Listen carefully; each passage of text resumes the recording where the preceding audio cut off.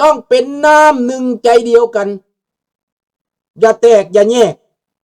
อย่าอิจฉาอย่าบังเบีย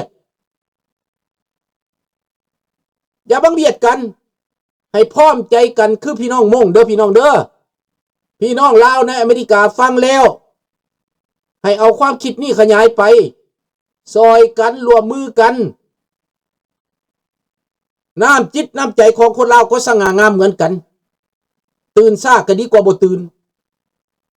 เฮ็ดซ่าก็ดีกว่าบ่เฮ็ดเข้าใจซ่าก็ดีกว่าบ่เข้าใจให้พวกท่านเบิ่งแบบอย่างพี่น้องมุ่งในอเมริกาเด้อขอบใจหลายๆมื้อนี้เนาะวันค้านข้าพเจ้าจะบ่ได้ออกรายการเด้อพี่น้องแต่จะไล่สดให้เบิ่งน้อยเดียวเพราะจะเดินทางแล้วไปเที่ยวกันเด้อจะไปเที่ยวก่อนไปฮันนีมูนก่อนเด้อ52 ปีแต่งงานกันแล้วก็สิไปพาแม่ตู้ฮันนีมูนก่อนเด้อบาย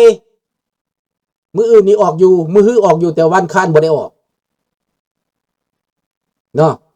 แต่จะออกให้แบบให้เห็นหน่อยนึงขอบใจทุกคนราตรีสวัสดิ์บอนโชคดี good night have a nice day บอนนาเปรมิดี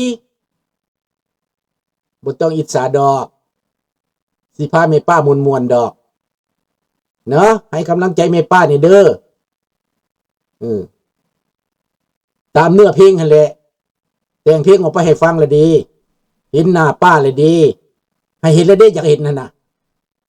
thank you merci beaucoup ขอบใจหลาย